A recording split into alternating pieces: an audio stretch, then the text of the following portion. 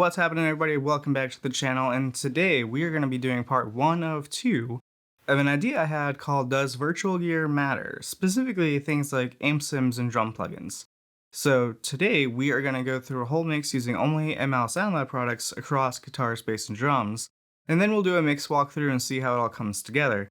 But then my idea was, what would this track sound like with different amp sims and drums and whatnot? So that's the idea, and we'll get into that in part 2, but for now, let's play the demo and do the mix walkthrough and see how it all sounds. Let's get into it.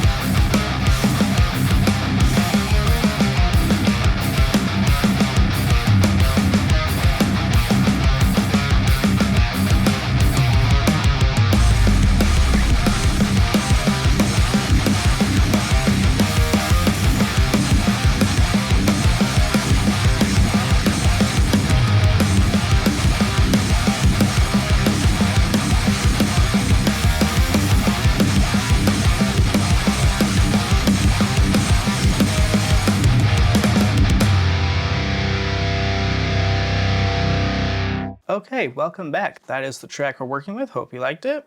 And that's what all ML SoundLab products sound like, together in a mix. And speaking of the mix, we're at the computer now where I have my Logic session open, and let's do a quick mix walkthrough. This is pretty much how I organize all of my projects. We've got guitars, bass, then drums, sound effects. In this case, we're doing our little bass drop, which is always fun.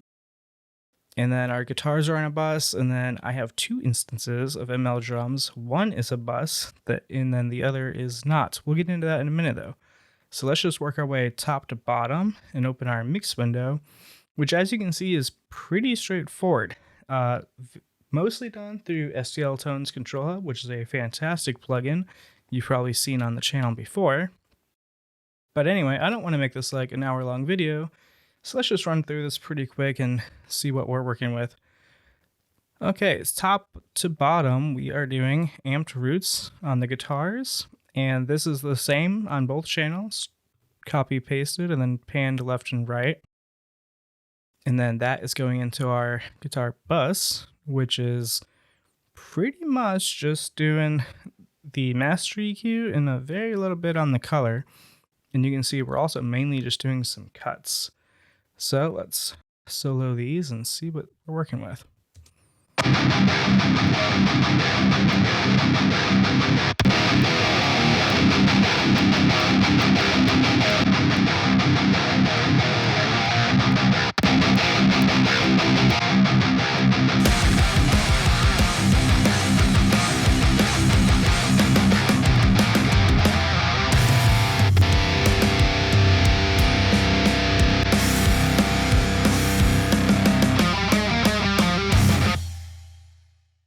So yeah, this was mostly just to carve out some of the lows, as you can tell, typical low and high pass, and then just a little bit of this fizziness up here. And I think that just kind of helps it sit in the mix better. This plugin mainly works on presets, and you can obviously customize the parameters. So I think this EQ, I did all of these moves, and then the color, this is probably pretty close to what it was by the default. So let's do that again and turn each of these on and off quick.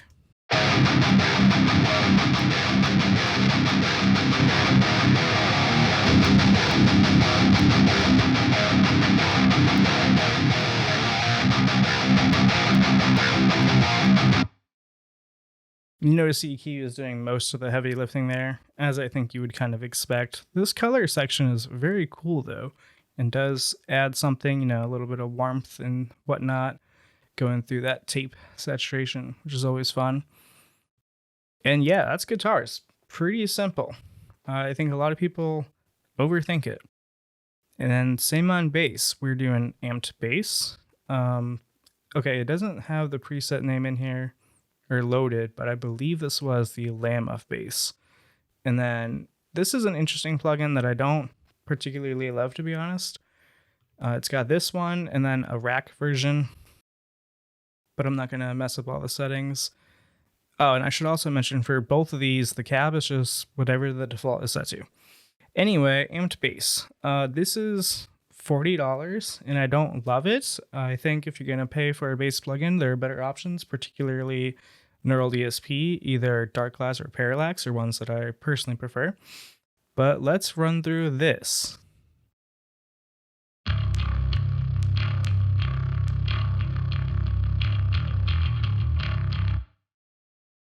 So it's really kind of like, I don't know, the top end is what kind of bothers me. And then also for a bass plugin, I really dialed back the low end, as you can tell, even more so, opening up the mixing. Once again, STL Tones Control Hub. But so this is what we're working with. I'll turn both of these off real quick. And let's just go ahead and loop that.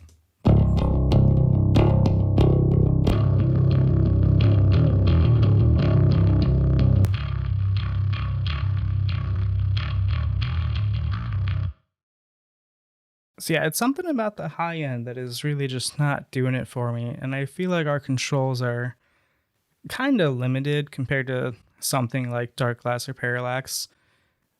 Yeah, you've got your DI blend, gain, which really, if you dial this back anymore, this is like pretty much the lowest gain setting, but I don't like the gain of it. I think that's my issue. And then I think it's really boomy in the bottom end, even though that DI is not really.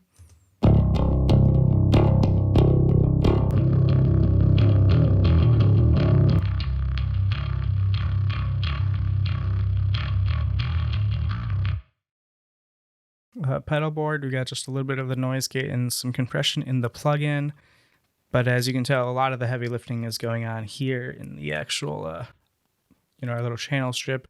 And on this one, we are using the pre-EQ, really cutting out more of that low end, little mid boost, and then some, wider high and low pass filters, and then kind of bringing them in here, cutting out more low end. And we've got quite a bit more compression, and then trying to bring more of that top end back, but it's fine. It's not my favorite bass tone I've gotten, but I think it works.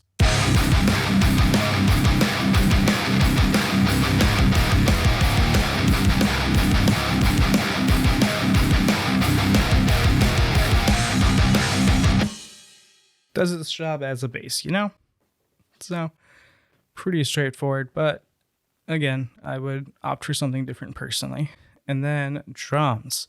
So this is where things get interesting in this mix particular, because I did end up doing 2 instances just to show you that you don't have to make it that complicated. So on this first one, it is multi-outed with some individual processing going on, parallel compression that all feeds into this drum bus.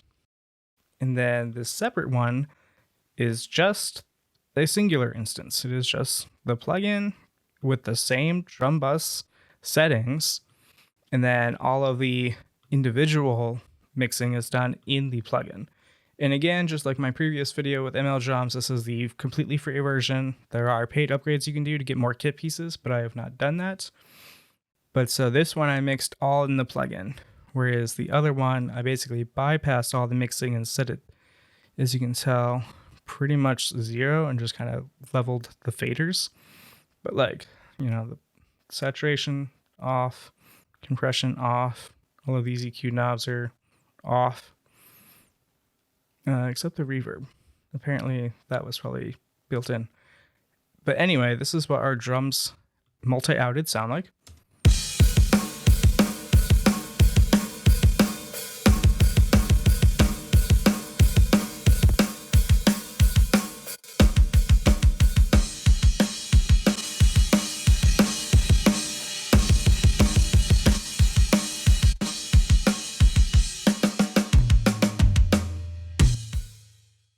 So you can tell that mixing is really doing a lot there. By themselves, pretty bland, which I think is the idea.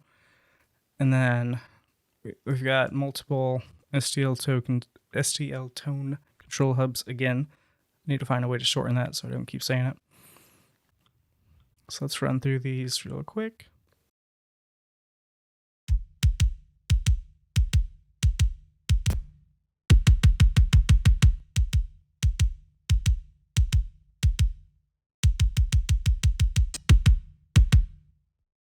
So this one, the color section, is actually doing a decent amount, and then, compression and EQ. Pretty simple. This is the Will Putney pack. If you're not familiar with this plugin, it goes off expansion packs by all these artists, and they add more all the time. It's really cool. But this is not an ad for STL Tones Control Hub. So that is our kick. Moving on, snare.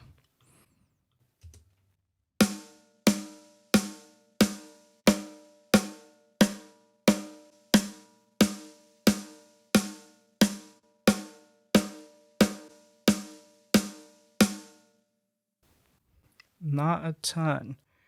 The toms I did do quite a bit on. Let's find a different section here.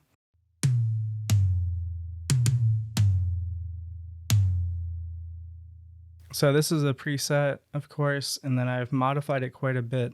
More of a low-end boost and much more high-end. And then we are doing some on the pre-EQ. Oh, there it goes. Just a little dip and a little more of that same boost, but wider bands. More makeup gain on this one. Most of these, or actually all of these, you can do auto gain, but a lot of times I'd skip over that and just fit it, to sit in the song.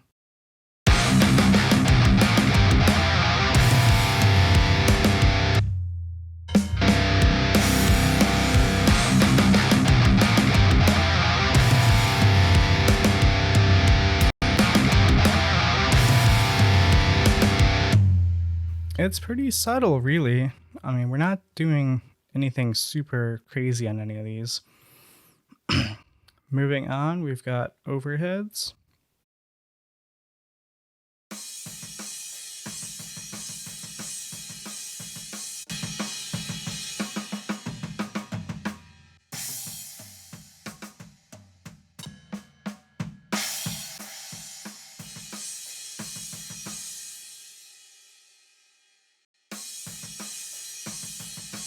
Just a hair, barely touching the compressor there.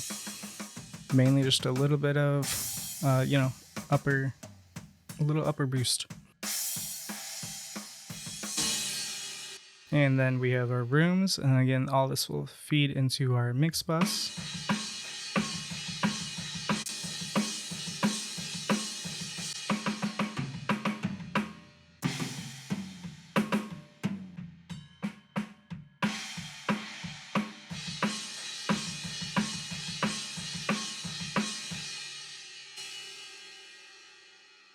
Pretty subtle, like I said, but it all adds up.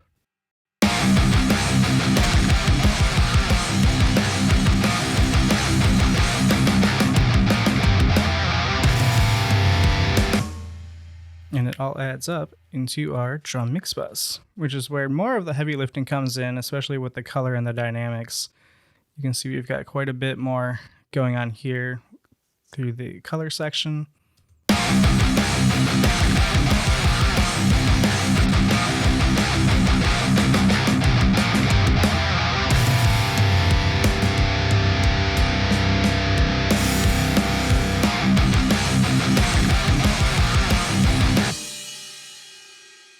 So yeah, this is my favorite drum preset that I've come across so far.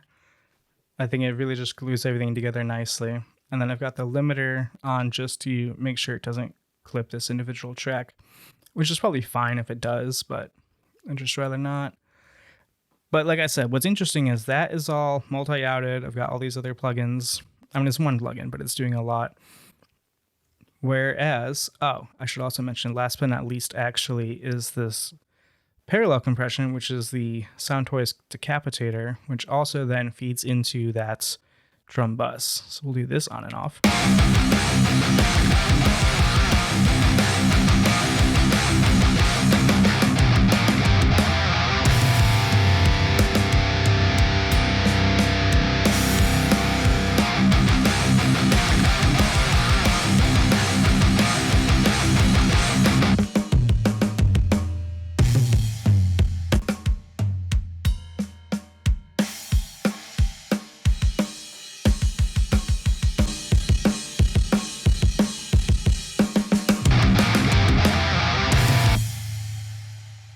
and then it's just dialed back a little bit in the mix.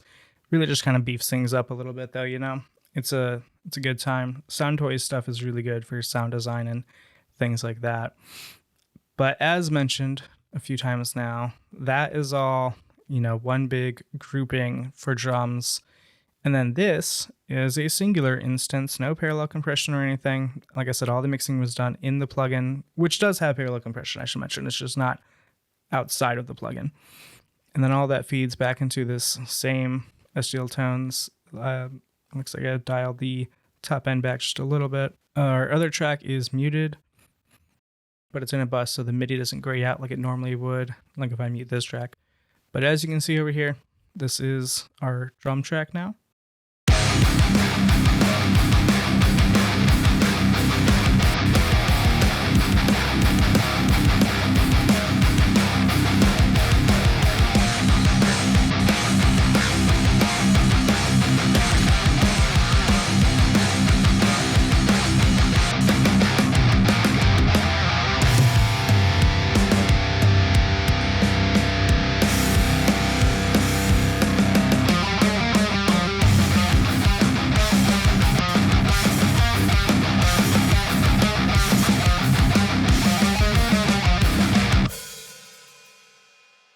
And so that is just going to show you that you do not by any means have to make your drums, at least with ML drums particularly, overly complicated, because those are, I think, very comparable results, and one took a lot less work.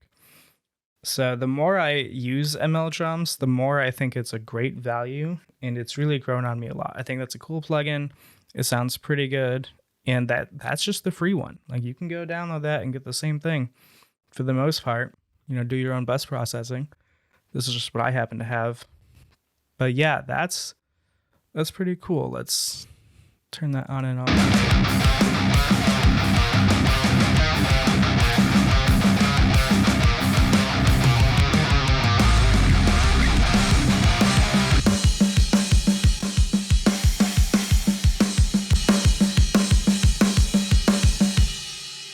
Like I said before, just kind of beefs it up, gives it a little more volume thanks to that color section. Got some compression going.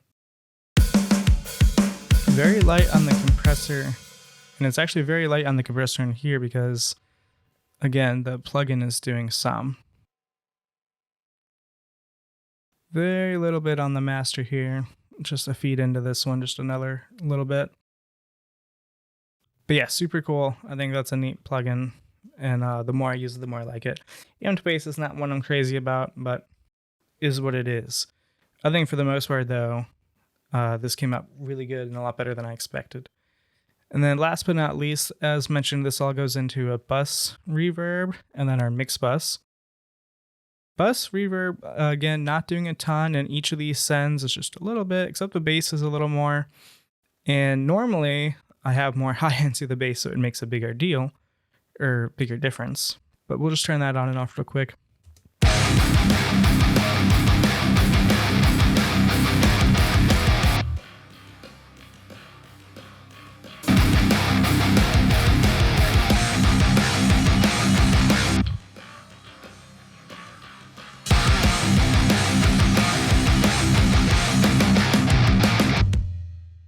It's not doing a ton, but it's a neat trick I learned from Jeremy Fox, I think. He's here on YouTube. But it's just a little bit. Adds to the stereo image. Speaking of which, this is our mixed bus that everything then feeds into. Once again, we have SDL Tones Control Hub.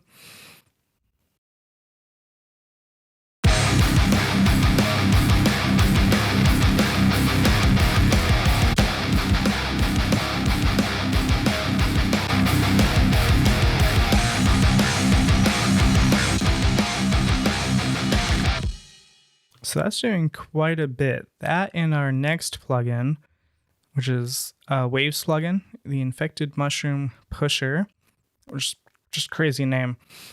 But that and this do a lot of the heavy lifting as far as the mix bus goes.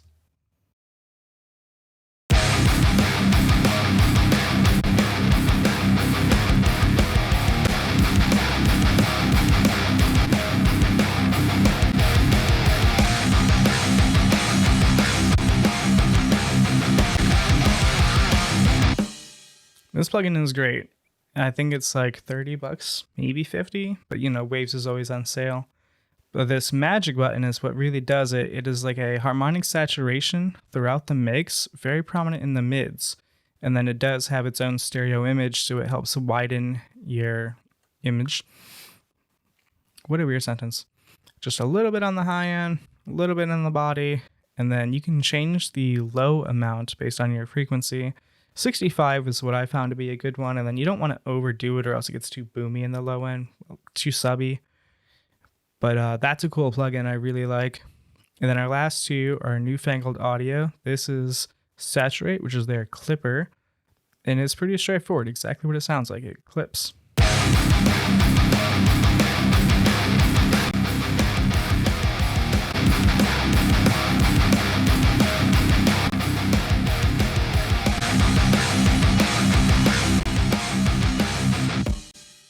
It is very similar to Flatline from Submission Audio and things like that.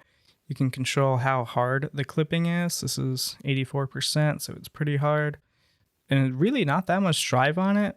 It kind of depends on your track and how much you're mixing into this.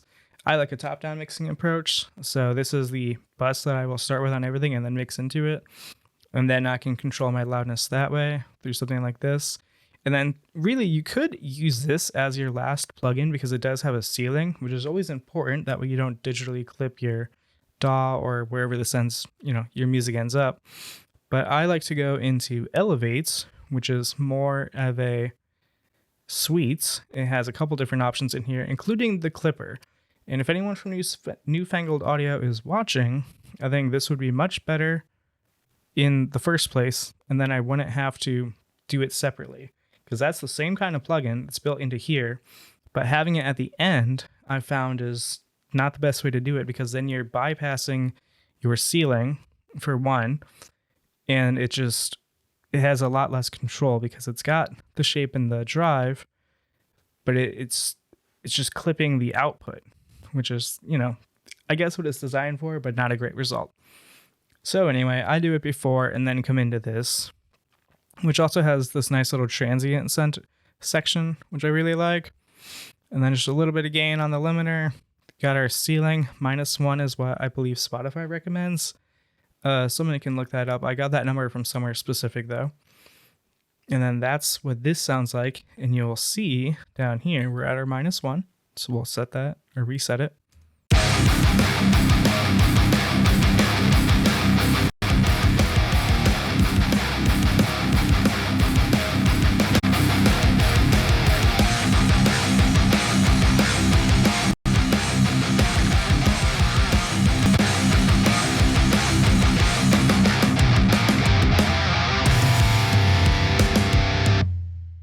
I don't know how much that transient emphasis does, but it really just kind of helps you balance out your levels. Boosts it just a little bit more, and then you get the ceiling in there, so it doesn't go into the red like it just did. But yeah, that's pretty much my approach to mixing everything. So that's going to do it for part 1. Stay tuned for part 2, where we're going to use the same track, the same DIs, and the same MIDI, and we're going to run it through different plugins, specifically the new Mixwave Spirit Box plugin, Neural DSP Parallax, and the new GGD P5 kits. The results are quite interesting and not exactly what I expected. I think both sound great, but we'll get into that later, and you can let me know which you liked best. So stick around for part 2, and I'll see you guys in the next one. Thanks for watching.